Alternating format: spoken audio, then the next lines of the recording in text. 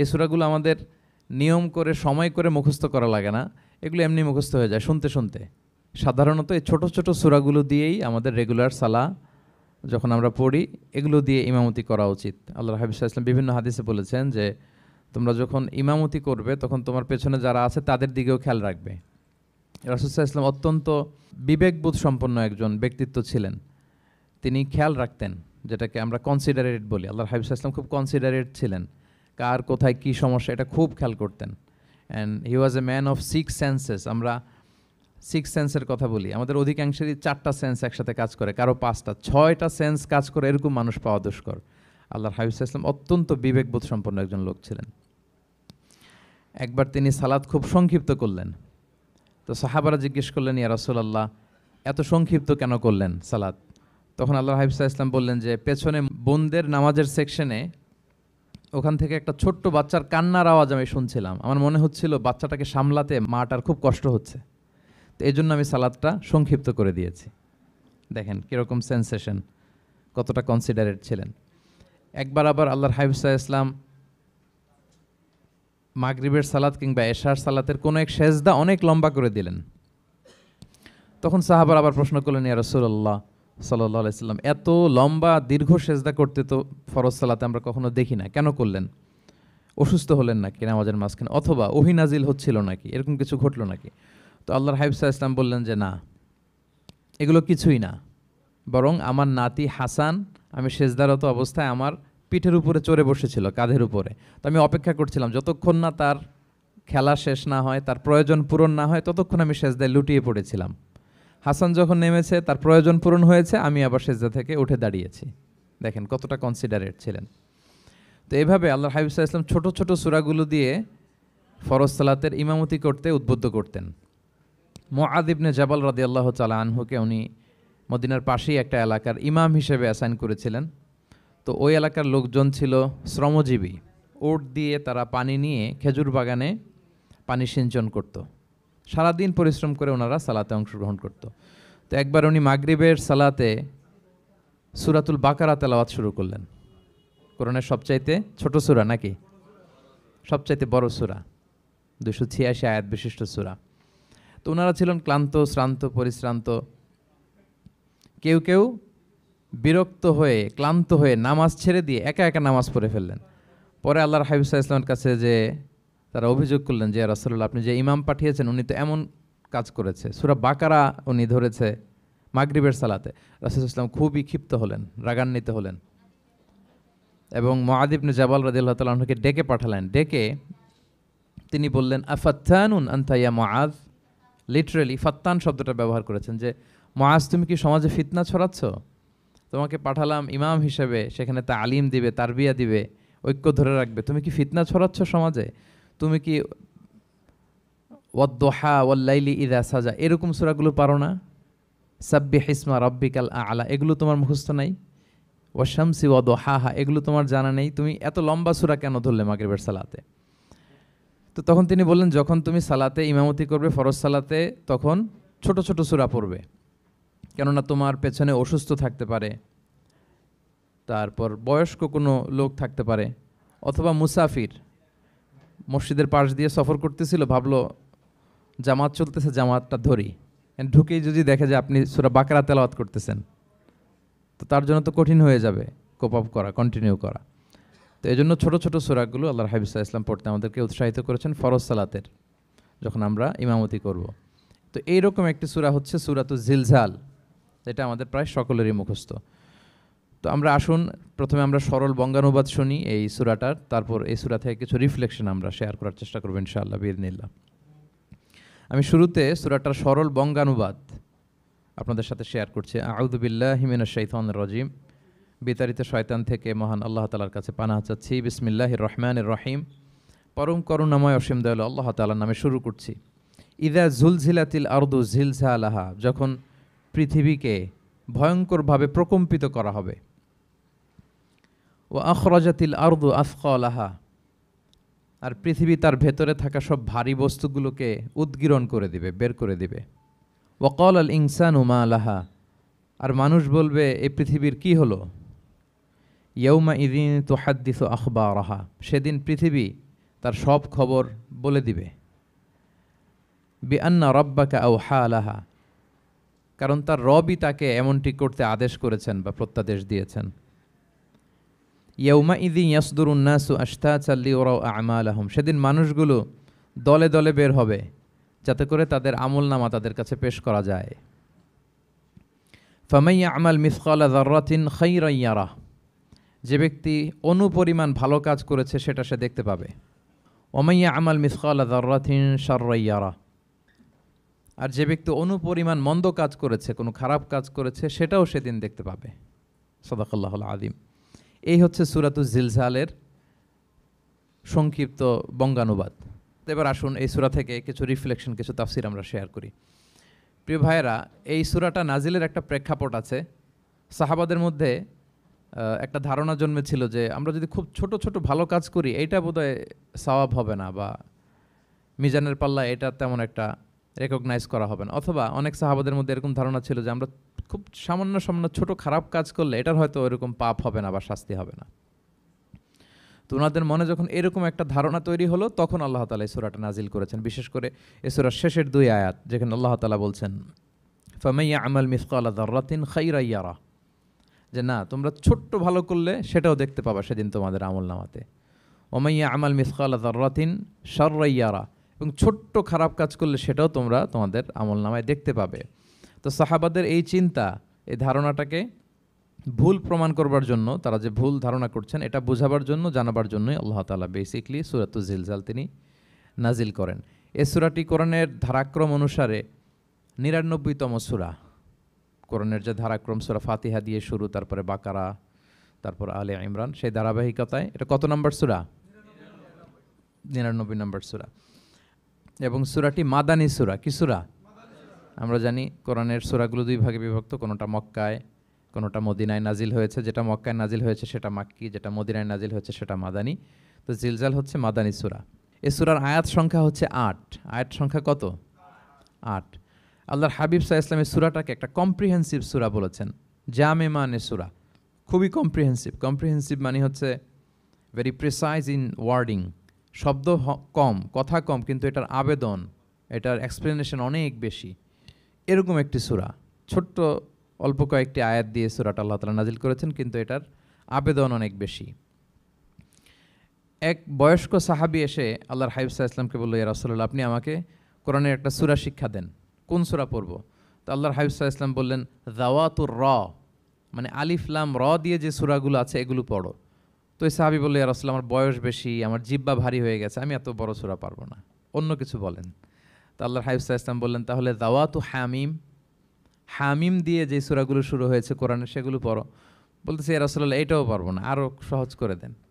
তো তখন আল্লাহর হাবিব সাল্লাল্লাহু আলাইহি ওয়াসাল্লাম বললেন, তাহলে আল মুসাব্বিহাত, মানে সাব্বাহা ইউসাব্বিহু দিয়ে যেই সূরাগুলো শুরু হয়েছে তুমি এগুলো পড়ো। ওই সাহাবী বলে, এইটাও কঠিন হয়ে যায় আমার জন্য।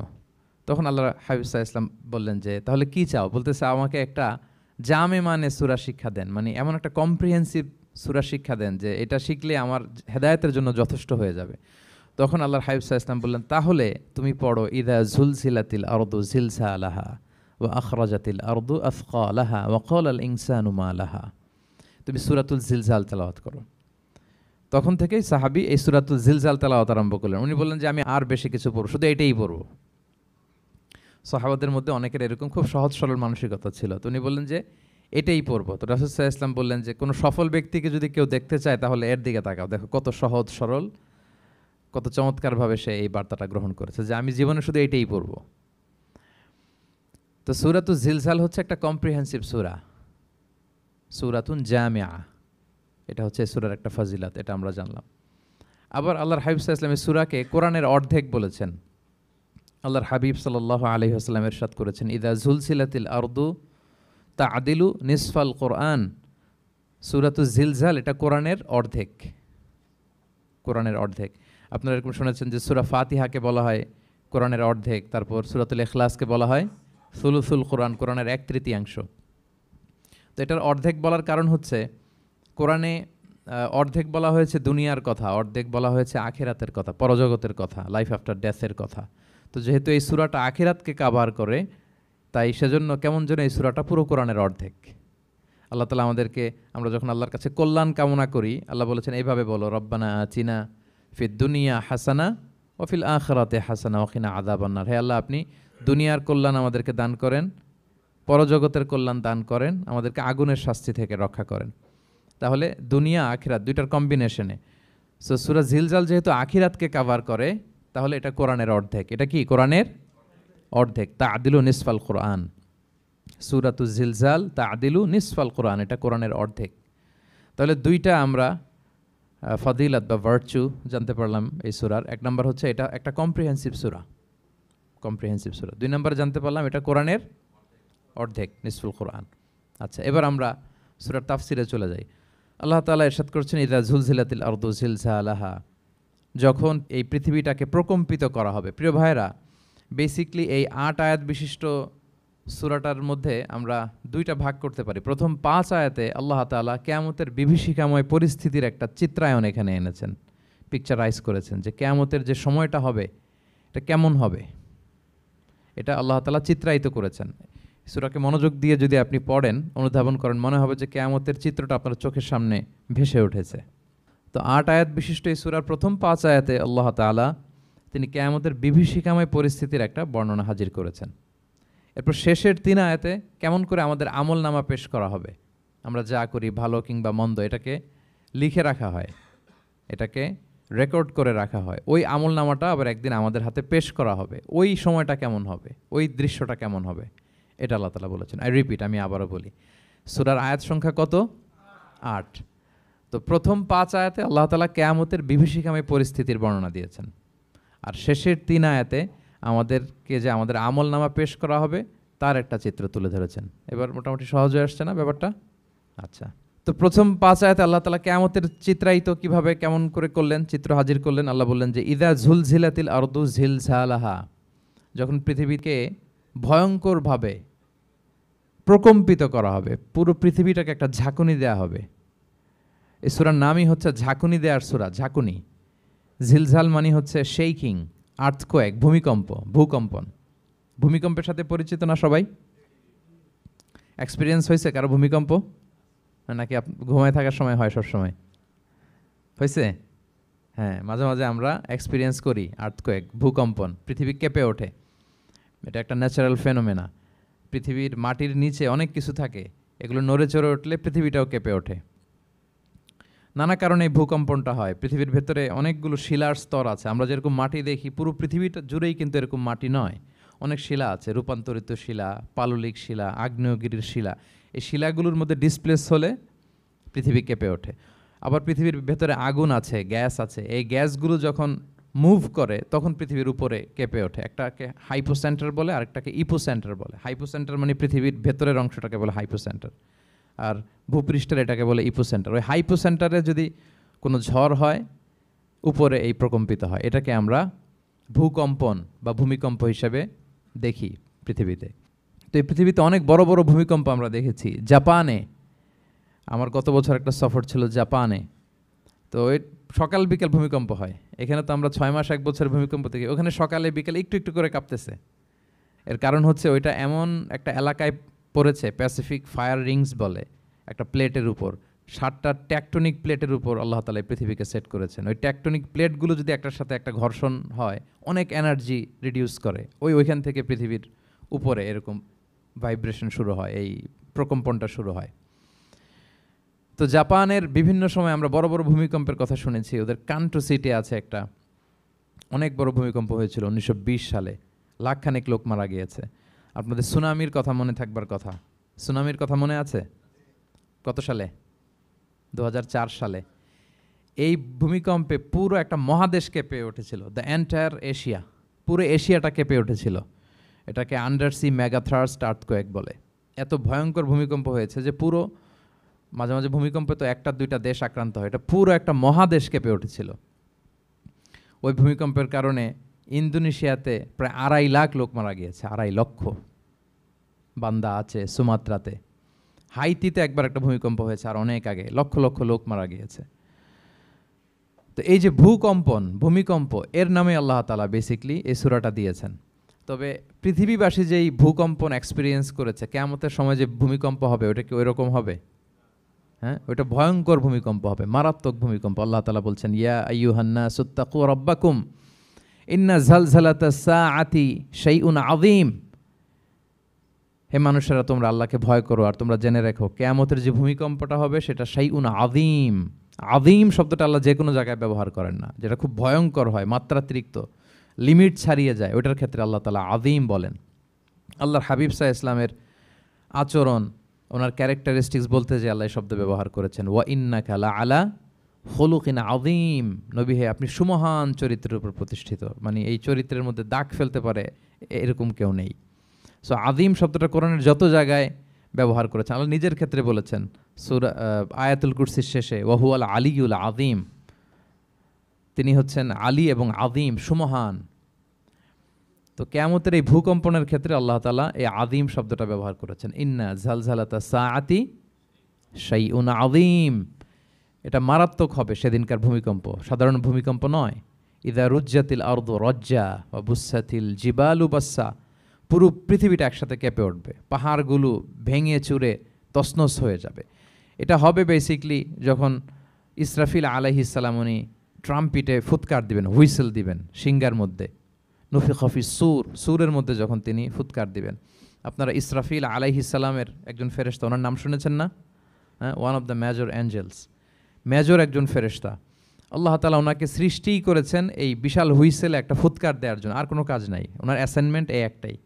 সৃষ্টির পর থেকে আজ অবধি বিশাল হুইসেলটা নিয়ে আল্লাহর আরশের দিকে তিনি তাকিয়ে আছেন, অপলক নেত্রে, পলকও ফেলেন না চোখের, যে কখন আল্লাহ তাআলা অর্ডার করবেন, করার সাথে সাথে ফুৎকার দিবেন তিনি, আবার না দেরি হয়ে যায়, আবার না আল্লাহর আদেশ পালনে কোনো গাফলতি হয়ে যায়। সৃষ্টির পর থেকে ওনার একটাই অ্যাসাইনমেন্ট, এই বিশাল সুর ট্রাম্পিট নিয়ে হুইসেল দেওয়ার জন্য আল্লাহর আরশের দিকে তাকিয়ে আছেন। যে মুহূর্তে আমরা এখন কথা শুনছি এখনও তাকিয়ে আছেন উনি। 3টা ফুৎকার দেওয়ার জন্য আল্লাহ তাআলা ওনাকে সৃষ্টি করেছেন। প্রথম ফুৎকারটাকে বলে নাফখাতুল ফাজা, যে ফুৎকারের সাথে সাথে মানুষগুলো তটস্থ হয়ে যাবে, পৃথিবীর মানুষ তটস্থ হয়ে যাবে। যখন তটস্থ হবে তখন কি অবস্থা হবে সেটাই আল্লাহ তাআলা এই সূরার প্রথম আয়াতে বললেন, যে ইদা জুলজিলাতিল আরদু জিলজালাহা, যখন পুরো পৃথিবীকে প্রকম্পিত করা হবে মারাত্মকভাবে। ইসরাফিল আলাইহিস সালাম প্রথম যে ফুৎকারটা দিবেন তখন পুরো পৃথিবী কেঁপে উঠবে, মারাত্মকভাবে কেঁপে উঠবে। তারপরের যে ফুৎকার দিবেন তখন সব মরে যাবে, আমরা পৃথিবীতে কেউই বেঁচে থাকবো না, তখন মানুষ মরে যাবে, জিন জাতি মরে যাবে, সমস্ত ফেরেশতারাও মরে যাবে। যেই ফেরেশতা মালাকুল মাউত, যিনি মৃত্যুর ফেরেশতা, যার মাধ্যমে আল্লাহ তাআলা মৃত্যু ঘটিয়ে থাকেন, তারও মৃত্যু ঘটবে। সে আল্লাহ তাআলার কাছে বলবে, আল্লাহ, পৃথিবীর সবাই মরেছে, আপনার আদেশ অনুযায়ী মানুষ, জিন, ইবলিস সবাইকে আমি মৃত্যু দিয়েছি, তাদের রূহ কবজ করেছি, এখন কি হবে? আল্লাহ তাআলা বলবেন, এখন তুমি মরবে, মুতিয়া মালাকুল মাউত, এখন তুমি মরো। মালাকুল মাউত তখন মারা যাবে। এত ভয়ঙ্কর একটা চিৎকার দিয়ে মালাকুল মাউত জগৎ থেকে বিদায় নেবে।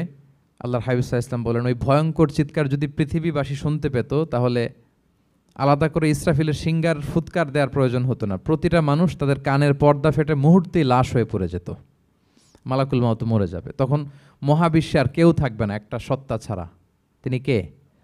আল্লাহ সুবহানাহু ওয়া তাআলা। সূরাত আর-রহমানে আল্লাহ তাআলা চমৎকারভাবে বলেছেন, কুল্লু মান আলাইহা ফান ওয়া ইয়াবকা ওয়াজহু রাব্বিকা যুল জালালি ওয়াল ইকরাম। পৃথিবীতে যা আছে সব নিঃশেষ হয়ে যাবে, একমাত্র তিনি ছাড়া।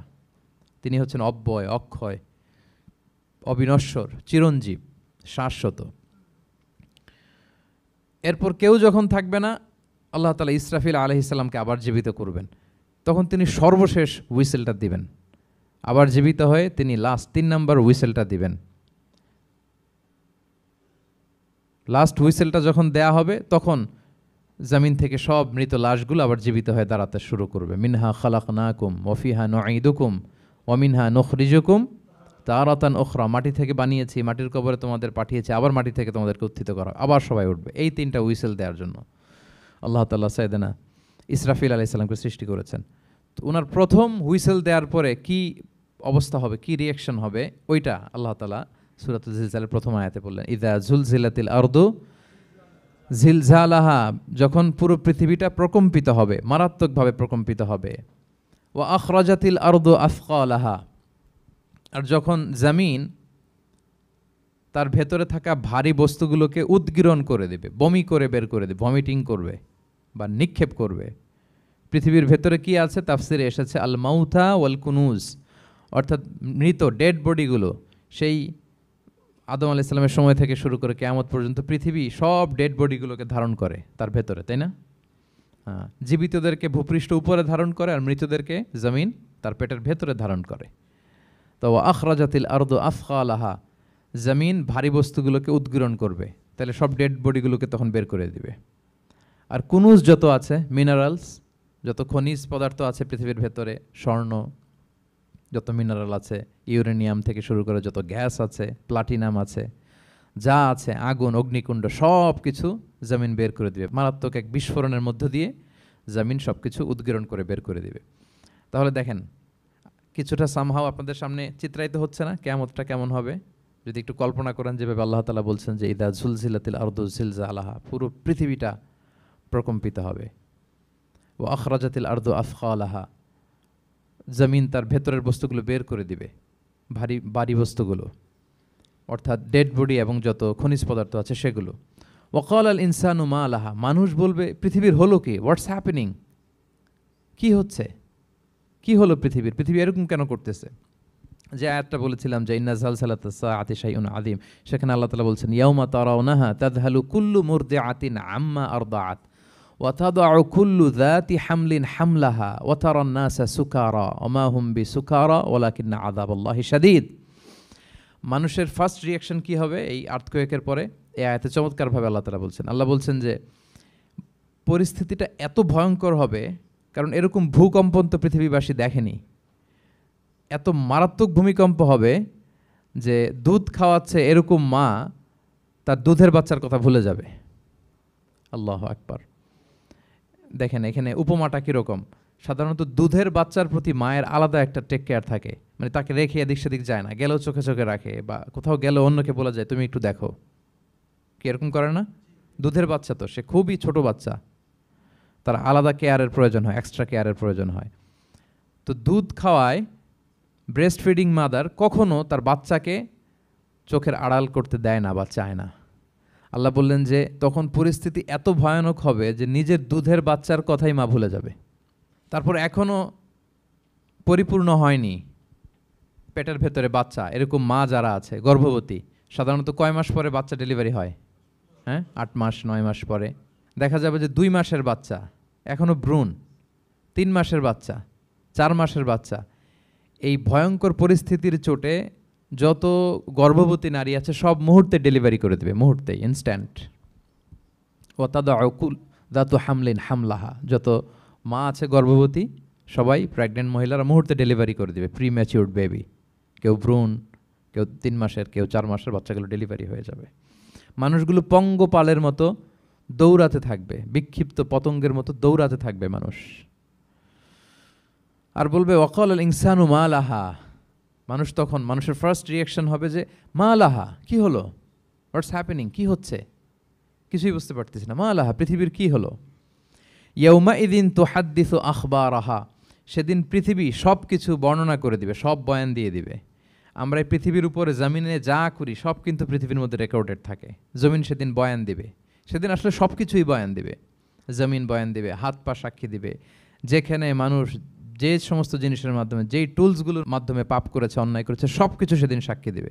আর সব সাক্ষীর বড় সাক্ষী হবে সেদিন এই জমিন। জমিন হবে সেদিন রাত সাক্ষী। জমিন হবে কি সাক্ষী? রাত সাক্ষী। ইয়াউমাইযিন তুহাদ্দিসু আখবারাহা, আল্লাহ জমিনকে বলবে এবার তুমি পাপের বয়ান দাও। রাত সাক্ষী হয়ে তুমি বয়ান দাও, কি কি ঘটেছে তোমার উপরে। কারণ আমরা যত পাপই করি না কেন, যত কাজই করি না কেন, সব জমিনের উপরই করি, তাই না? তো জমিন সেদিন বয়ান দিবে, সাক্ষী দিবে। ইয়াউমাইযিন তুহাদ্দিসু আখবারাহা। জমিন কিভাবে সাক্ষী দিবে, জমিন কিভাবে কথা বলবে? আল্লাহ তাআলা বলছেন বিআন্না রাব্বাকা আওহা লাহা, কারণ তার রব জমিনকে সেদিন কি করেছে? আদেশ করেছে, প্রত্যাদেশ করেছে। আল্লাহ তাআলার আদেশে জমিন সেদিন কথা বলবার সুযোগ পাবে, সব বয়ান দিবে, কি কি হয়েছে জমিনের ভেতর, কি কি অন্যায় হয়েছে, কি কি পাপ হয়েছে, কি কি সংগঠিত হয়েছে, সব ধরে ধরে জমিন সেদিন বর্ণনা করবে। তাহলে প্রথম 5টা আয়াত আমরা বলে ফেললাম, যে প্রথম 5টা আয়াতে কিয়ামতের বিভীষিকামী পরিস্থিতির একটা পিকচারাইজেশন পাইছেন আপনারা? হ্যাঁ, ভয় লাগতেছে আপনাদের? ভয় লাগতেছে? সেদিনকার পরিস্থিতি কেমন হবে খুব সংক্ষিপ্ত পরিসরে একটা বর্ণনা আমাদের সামনে আসছে না এই 5 আয়াতে? চলে আসছে, কিন্তু ভয়ঙ্কর হবে সেই দিনটা, কেউ কাউকে চিনবে না। ইয়াউমা ইয়াফিরুল মারউ মিন আখিহি ওয়া উম্মিহি ওয়া আবিহি ওয়া সাহিবাতিহি ওয়া বানিহি লিকুল্লি ইমরিইম মিনহুম ইয়াউমা ইযিন শা'নুন ইউগনি। ভাই ভাইকে দেখে পালাবে, পরিচয় দিবে না। বন্ধু বন্ধুকে দেখে পালাবে। স্বামী স্ত্রীকে দেখে পালাবে, প্রিয়তমা স্ত্রীকে পরিচয় দিবে না। কলেজের টুকরা সন্তানকে পরিচয়, কেউ কাউকে চিনবে না। সবাই নাফসি নাফসি, সবাই নাফসি নাফসি। কোনো পোশাক ছাড়া বস্ত্রহীন হয়ে উঠবে। আম্মা জান আয়েশা রাদিয়াল্লাহু তাআলা আনহা বিষ্ণু ইসলামকে বলবেন, ইয়া রাসূলুল্লাহ, তাহলে মানুষ কি লজ্জিত হবে না বস্ত্রহীন অবস্থায় উঠলে? তখন রাসূল সাল্লাল্লাহু আলাইহি ওয়াসাল্লাম বললেন, লিকুল্লি ইমরিইম মিনহুম ইয়াউমা ইযিন শা'নুন ইউগনি। প্রত্যেকের এমন একটা ভয়ঙ্কর অবস্থা হবে যে তার গায়ে কাপড় আছে কি নাই, সে কীরকম অবস্থায় আছে এটাই সে ভুলে যাবে। মানে ওই টেন্ডেন্সিই তার থাকবে না। এত ভয়ঙ্কর হবে সেদিনটা। সেই ভয়ঙ্করতম দিনে আল্লাহ তাআলা আমাদেরকে হেফাজত করুক। আল্লাহর হাবিব সাল্লাল্লাহু আলাইহি ওয়াসাল্লাম বলেছেন, সে ভয়ঙ্করতম দিনে আল্লাহর সুশীতল আরশের নিচে 7 শ্রেণীর লোকজন ছায়া পাবে। ওই 7 শ্রেণীর অন্তর্ভুক্ত যেন আমরা হতে পারি, আল্লাহ তৌফিক দান করুক। সম্মানিত ভাইয়েরা, তাহলে সূরা জিলজালের 8 আয়াত বিশিষ্ট সূরার প্রথম 5 আয়াত আমরা কভার করলাম। আমরা বলেছি যে প্রথম 5 আয়াতে আল্লাহ তাআলা কিয়ামতের বিভীষিকাময় পরিস্থিতির বর্ণনা দিয়েছেন, সেটা গেল। পরের 3 আয়াতে কি নিয়ে আলোচনা করা হয়েছে বলেন তো দেখি, মনে আছে কিনা? হ্যাঁ, আমল কিভাবে পেশ করা হবে, আমল নামা, সেটা নিয়ে আল্লাহ তাআলা বলেছেন। আল্লাহ তাআলা শুরু করছেন, আল্লাহ বলছেন যে ইয়াউমা ইযি ইয়াসদুরুন নাসু আশতাতা।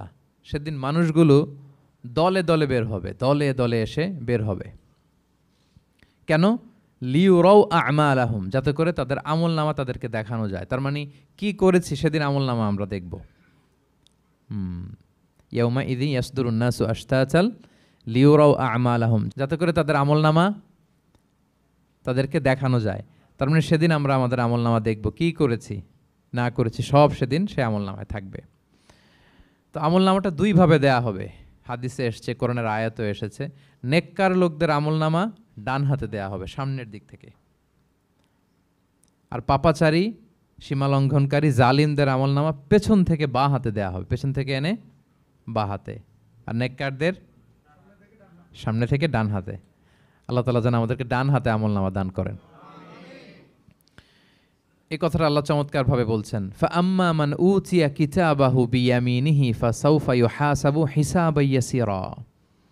সেদিন আল্লাহ তাআলা যাকে ডান হাতে আমলনামা দিবে তার হিসাবটা সহজ হবে। আল্লাহর হাবিব সাল্লাল্লাহু আলাইহি ওয়াসাল্লাম সবসময় এই দোয়াটা করতেন, আল্লাহুম্মা হাসিবিনা হিসাবান ইয়াসিরা। হে আল্লাহ, আপনি আমার হিসাবটাকে সহজ করেন। হে আল্লাহ, আপনি আমার হিসাবটাকে সহজ করেন।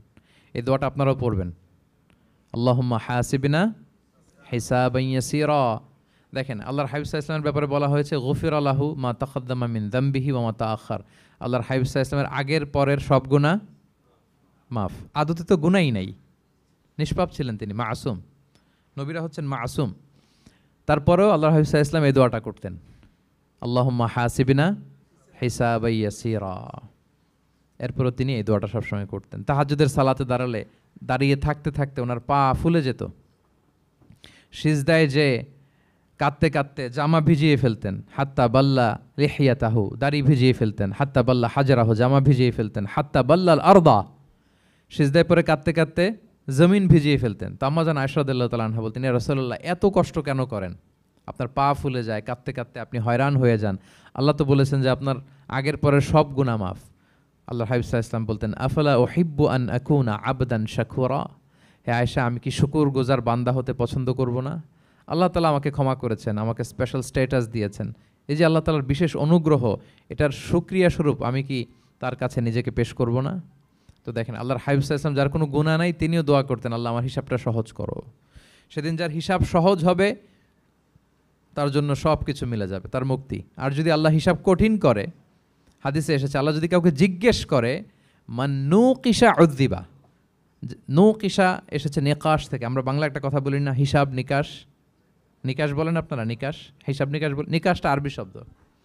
মান নুকিশা উযযিবা, যার নিকাশ নেওয়া হবে, হিসাব নিকাশ নেওয়া হবে, উযযিবা, তাকে আল্লাহ শাস্তি দেবে। যদি বলে এটা করলা কেন, ওখানে গেলা কেন, এটাতে জড়িত হইলা কেন, এই কেন কেনর প্রশ্নবাণে যদি আল্লাহ তাআলা আমাদের জর্জরিত করেন, তাহলে অবস্থা খারাপ। আল্লাহ আমাদেরকে হেফাজত করুক। আর যাকে আল্লাহ তাআলা অনুগ্রহ করবেন, অনেককে আল্লাহ তাআলা এইভাবে অনুগ্রহ করবেন। আল্লাহ বলবেন, তুমি যে এই পাপটা করছিলা মনে আছে, তখন বান্দা বলবে আল্লাহ মনে আছে, আমি স্বীকৃতি দিচ্ছি, অ্যাকনোলেজ করছি, আল্লাহ আমি পাপী, আল্লাহ আমি ভুল করে ফেলেছি। আল্লাহ বলবে এটা দুনিয়ার কেউ জানে না, আজকে আমিও জানাবো না কাউকে, যাও তুমি আমার এই ডান হাতের নিচ দিয়ে জান্নাতের ভেতরে ঢুকে যাও। আল্লাহুম্মা জাআলনা মিনহুম, আল্লাহুম্মা জাআলনা মিনহুম, আল্লাহুম্মা জাআলনা মিনহুম ইয়া রাব। আল্লাহ তুমি আমাদেরকে তাদের অন্তর্ভুক্ত করো, আমরা পড়ি আমিন। আল্লাহর হাবিব সাল্লাল্লাহু আলাইহি ওয়াসাল্লাম বলতেন আল্লাহুম্মা হাসিবিনা হিসাবান ইয়াসিরা, আল্লাহ আপনি আমাদের হিসাবকে সহজ করুন। ফাআম্মা মান উতিয়া কিতাবাহু বিয়ামিনিহি, তাহলে হিসাব সহজ হবে কাদের? যাদেরকে আল্লাহ কোন হাতে আমলনামা দিয়েছেন? ডান হাতে। ফাসাউফা ইউহাসাবু হিসাবান ইয়াসিরা, তাদেরকে সহজভাবে হিসাব নেওয়া হবে।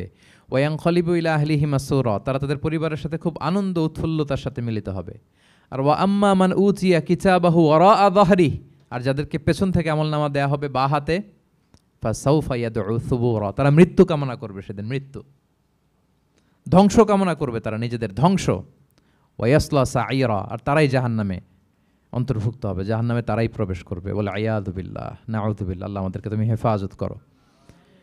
তাহলে আমলনামার পর্বটা কেমন হবে? আল্লাহ বলছেন ইয়াউমা ইযি ইয়াসদুরুন নাসু আশতাত, দলে দলে মানুষ উঠবে, কবর থেকে আসবে, লিউরাউ আমালাহুম, যাতে করে তাদের আমলনামা তাদেরকে দেখানো হয়। আর আমলনামা কারো আসবে সামনে থেকে ডান হাতে, কারো আসবে, আমরা যেন ডান হাতে পাই নাকি? এই ফরিয়াদ, এই প্রার্থনা আমরা আল্লাহর কাছে করি। এবার আমলনামা পেয়ে গেলাম আমরা সবাই হাতে, এবার আল্লাহ তাআলা আমাদেরকে বলবেন তোমরাই একটু পড়ো তোমাদের আমলনামা। ইকরা ইকরা কিতাবাকা কাফা বিনাফসিকাল ইয়াউমা আলাইকা হাসিবা, পড়ো তোমার আমলনামা, হিসেবের জন্য তুমিই যথেষ্ট আজকে। ধরেন আজকে আপনার গণিত পরীক্ষা গেছে, ধরেন অঙ্ক পরীক্ষার পরে যার খুব কনফিডেন্স ভালো, ভালো গণিত জানে, সে আসলে আগে থেকেই জানে যে আমি 100তে 100, তার একটা নিজের হিসেব নিকেশ আছে না নাকি? হ্যাঁ। আর ধরেন যে যার গণিত মিলে নাই, পরীক্ষা ভালো হয় নাই, যে হচ্ছে খুব খারাপ ছাত্র, একেবারে লাড্ডু গুড্ডু মেরে আসছে, ও নিজেও জানে এটার ফল প্রকাশের জন্য এত ওয়েট করা লাগে না, তার একটা হিসাব নিকেশ আগে থেকে জানা আছে যে আমার দিয়ে তো কিছু হবে না, আমার অন্য চিন্তা করতে হবে। ফলাফল রেজাল্ট আসে নাই, কিন্তু সে নিজেও জানে যে সে 00 পাবে। আর যে গণিতে খুব ভালো, হ্যাঁ, সব তার গণিত মিলে গেছে, রেজাল্টের আগে থেকেই সে জানে যে আমার 100 থেকে 100 কেউ এটা থামাতে পারবে না। তো আমরা আসলে কে কি করেছি, আমাদের কি আমলনামা, সেদিন তো আমরা পাবো, কিন্তু তার আগে আমাদের নিজেদেরও একটা বন্দোবস্ত, হিসেব নিকেশ, বোঝাপড়া আছে না নাই বলেন? আমরা জানি আমরা কে কি করেছি আমরা জানি। আল্লাহ নিজেদেরকে তখন দায়িত্ব দিয়ে বলবেন ইকরা কিতাবাকা কাফা বিনাফসিকাল ইয়াউমা আলাইকা হাসিবা, পড়ো তোমার আমলনামা, ইকরা, পড়ো। এবার তুমি মার্কিং করো, তোমাকে আমি মার্কিং করার আগে তুমি একটু করো দেখি, তুমি কি করেছো, তুমি একটু মার্কিং করো।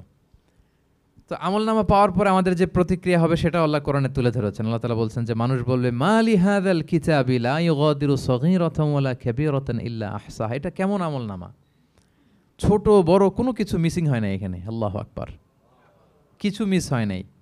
অনেক কিছু আপনারও মনে নাই, কিন্তু দেখার পরে মনে হবে।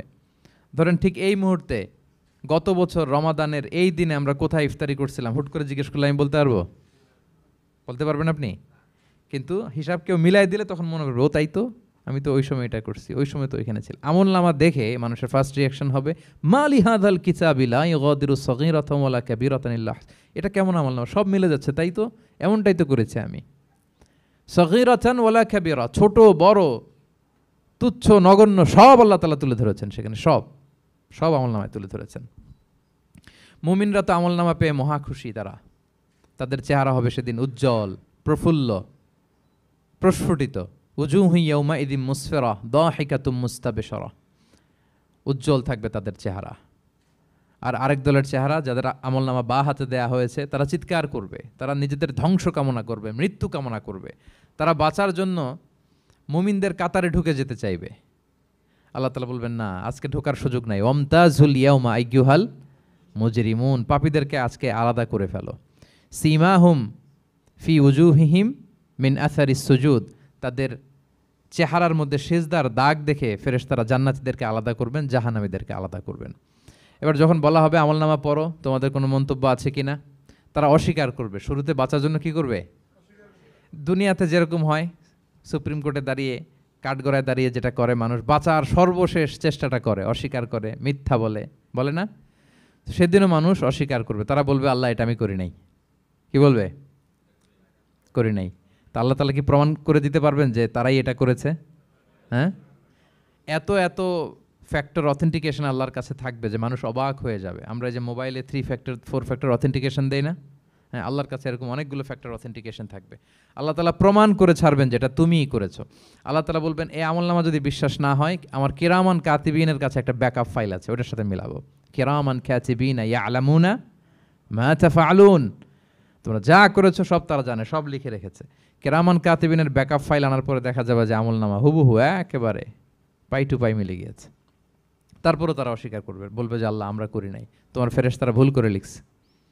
এরকম নানা ধরনের অজুহাত, নানা ধরনের মিথ্যাচার তারা করতে চাইবে। আল্লাহ তাআলা তখন বলবেন যে ওয়াকুল্লা ইনসানিন আলজামনাহু তাইরাহু ফি উনুকিহি ওয়া নুখরিজু লাহু ইয়াউমাল কিয়ামাতি কিতাবান ইয়ালকাহু মানশুরা। আমাদের এই যে গ্রীবা লগ্নে আমরা যা করি সব কিছুর একটা ব্যাকআপ ফাইল আছে এখানে, সেদিন আল্লাহ তাআলা সেখান থেকে বের করবেন আমাদের আমলনামা। আল্লাহু আকবার। এই যে আমরা যা বলি এখানে রেকর্ড হয়ে যায়, এই জায়গাটাতে, এই গলার এইখানটাতে আল্লাহ রেকর্ড করে রাখেন। এবং সেদিন এখান থেকে আল্লাহ তাআলা একটা প্রিন্ট আউট বের করে দেখাবেন যে এই দেখো তোমার আমলনামা, কেরামান কাতিবিনের আমলনামা ব্যাকআপ ফাইল, এই যে তোমার এখানে গ্রীবালগ্নে আমি যেটা রেখেছি সেভ করে, এটাও মিলে যাচ্ছে। এরপর মানুষ অনেকে বিশ্বাস করবে না। ফিঙ্গারপ্রিন্ট দিয়ে আল্লাহ তাআলা মিলাবেন। দুনিয়াতে আমরা বায়োমেট্রিক অথেন্টিকেশন করি না, এটা আয়াহসাবুল ইনসানু আল্লাহ নাজমা ইযামা বালা কাদিরিনা আলা আন নুসাউইয়া বানানা। কারো ফিঙ্গারপ্রিন্টের সাথে কারোটা মিলে না, অস্বীকার করার কোনো সুযোগ থাকবে? এরপরেও অনেকে বিশ্বাস করবে না, এরপরও অনেকে মানতে চাইবে না। আল্লাহ তাআলা আজবুজ জানাব থেকে আরেকটা কপি বের করবেন।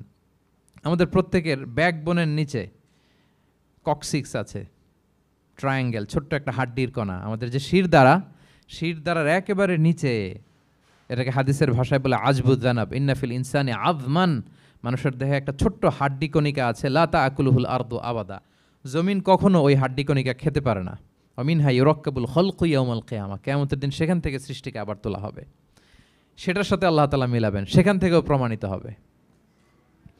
এরপর আল্লাহ তাআলা ভিডিও রেকর্ড দেখাবেন। ওয়াকুল্লা শাইইন আহসাইনাহু ফি ইমামিম মুবিন নামক ভিডিও রেকর্ডার দিয়ে তখন আপনি সরাসরি দেখবেন যে এই তো আপনি ওই জায়গায় গিয়েছেন, এই তো আপনি পাপ কাজ করেছেন, এই তো আপনি অন্যায় কাজ করেছেন, এই তো আপনি জুলুম করেছেন, এই তো সীমালঙ্ঘন করেছেন, সব কিছু আপনি একেবারে ভিজুয়াল প্রেজেন্টেশন, আর অস্বীকার করার কোনো সুযোগ থাকবে না। তারপরেও যারা অস্বীকার করবে যে আল্লাহ আমি করি নাই, আল্লাহ বলেন আলিয়াউমা নাখতিমু আলা আফওয়াহিহিম ওয়া তুকাল্লিমুনা আইদিহিম ওয়া তাশহাদু আরজুলুহুম বিমা কানু ইয়াকসিবুন। সেদিন তার মুখকে আমি সিলগালা করে দেব, আর সুযোগ দেওয়া হবে না।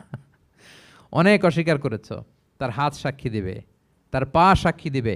সেদিন আল্লাহ তাআলা প্রমাণ করেই ছাড়বেন যে এই পাপ তুমি করেছো। তাহলে আমলনামা কিভাবে আল্লাহ দিবেন? আল্লাহ বলেন ইয়াউমা ইযি ইয়াসদুরুন নাসু আশতাতা, দলে দলে আসবে, লিউরাউ আমালাহুম, যাতে করে তাদেরকে আমলনামা দেখানো হয়। ফামাইয়া আমাল মিসকালা যাররাতিন খাইরান ইয়ারাহ, অনুপরিমাণ ভালো করেছো তো সেটা তুমি দেখতে পাবে, অনুপরিমাণ খারাপ করেছো তো সেটাও তুমি দেখতে পাবে। যাররা মানে হচ্ছে অণু, অ্যাটম, বস্তুর ক্ষুদ্রতম একক, একেবারে অণুর কথা আল্লাহ তাআলা বলেন যে একেবারে ছোট্ট কাজ সেটাও তুমি দেখতে পাবে, ছোট্ট খারাপ কাজ সেটাও দেখতে পাবে। আমরা অনেক সময় ছোটোখাটো জিনিসগুলোকে গুরুত্ব দেই না। আল্লাহর হাবিব সাল্লাল্লাহু আলাইহি ওয়াসাল্লাম বলেছেন ওয়ালা তাহকিরান্না মিনাল মা'রুফি শাইআ ওয়ালাউ আন তালকা আখাকা বিওয়াজহিন তালিক, তোমরা কোনো ছোট ভালো কাজকে এটাকে আন্ডারমাইন করো না, ছোট মনে করো না, যে কোনো ভালো কাজ হোক এটাকে ছোট করবো না। ইভেন তুমি তোমার ভাইয়ের সাথে দেখা হলো যে মুচকি হাসি দিয়ে কথা বলো, এটারও তুমি মনে করো না যে এটা কাজে লাগে, এটাও কাজে লাগবে, এটাও সেদিন মিজানের পাল্লায় তোমার নাজাতের বড় মেজর একটা ওসিলা হয়ে যেতে পারে।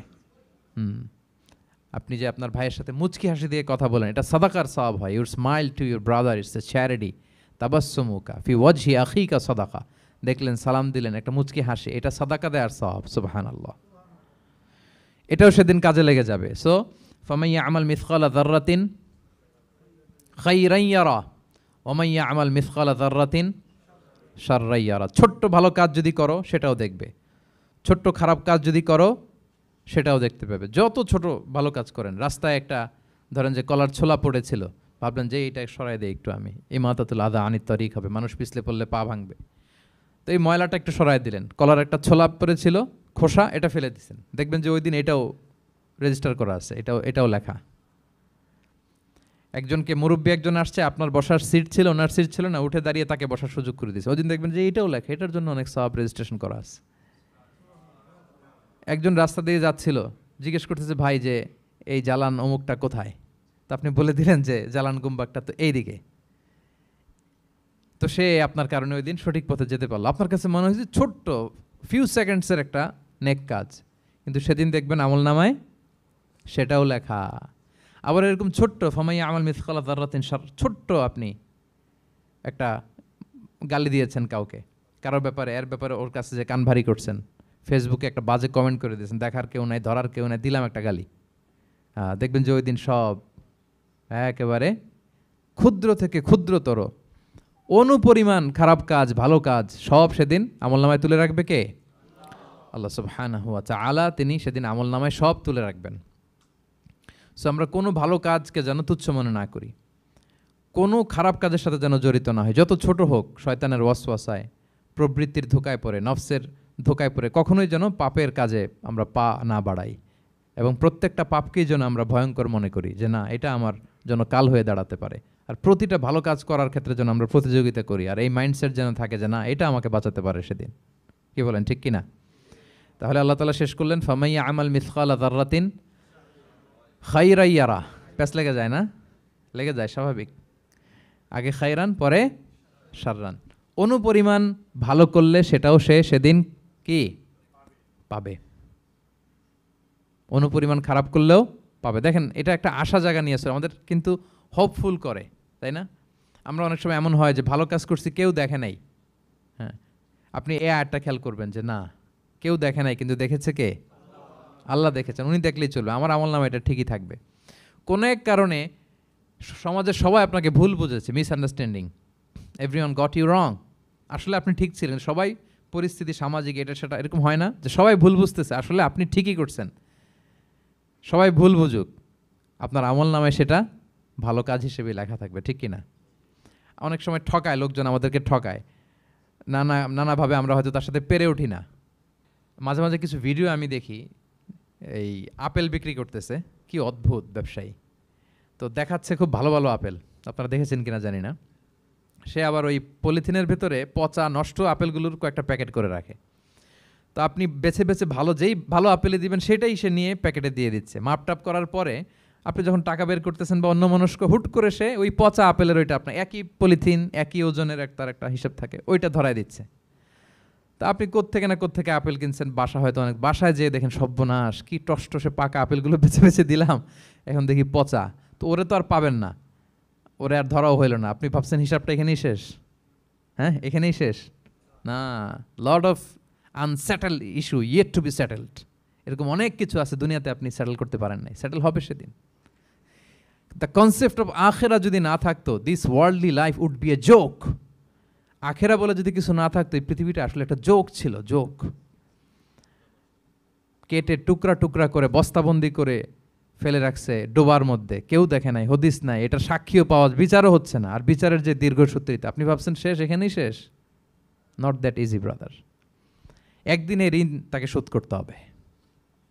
ফামাইয়া আমাল মিসকালা যাররাতিন খাইরান ইয়ারা ওয়া মাইয়া আমাল মিসকালা যাররাতিন শাররান ইয়ারা।